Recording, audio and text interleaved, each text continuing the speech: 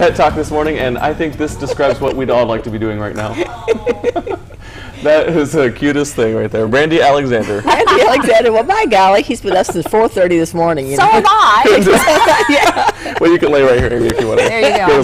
And who's this right here? And this is Smokey. And Smokey. Yeah. And look at their both. And they're both adoptable. Smokey is 4 to 5 months old. He was rescued. Michelle Krause went to get him around Fair Park. This lady found actually 2 of them. Michelle has one. I had the other one.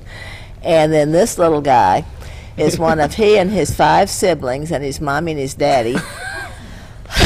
He just can't wake up. He is alive. Okay, yeah. You gotta warn him out up there on the desk. This is trust. They were abandoned. That's awesome. They were abandoned, and incidentally, both of these. This little guy is, let's say, between 4 and 6 weeks old, and they were in pretty bad shape. They were the people just went off and left them.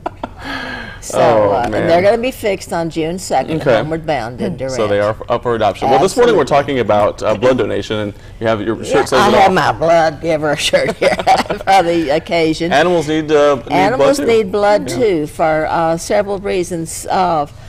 They could be, have parvo or distemper where they lose a lot of blood through diarrhea and they need reconstituted in a hurry, or they could be in an accident, or they could have some chronic disease. And the old school sort of got away with, well, the dog will only need 1 transfusion in his life, so it doesn't matter, just get a healthy dog and, transfer it. But they know there's so many really quick, simple tests available now because this is very dangerous. The first time they can get away with it. For dogs. Dogs can. Cats, a different story. Amy's going to tell about cats. But the second time, a lot more things kick in.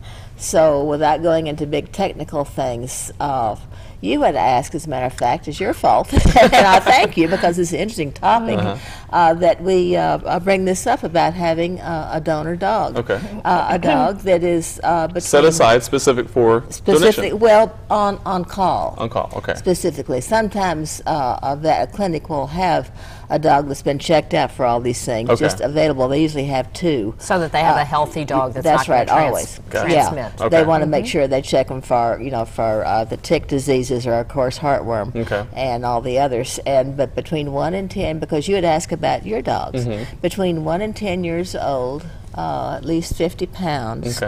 And of course totally healthy, all the shots, and if it were a female, not in heat at that particular time.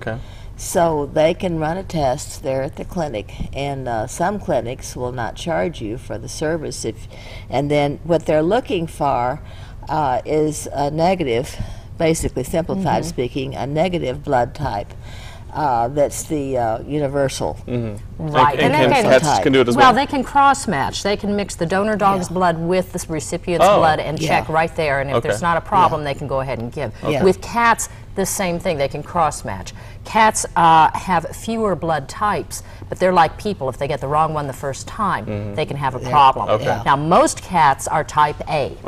So most cats, your little domestic short hair, domestic long hair, most of those types, and even most of the breeds, are going to have type A, so there's not going to be a problem. But they have immunodeficiency virus, things like that they have to check for from the donor.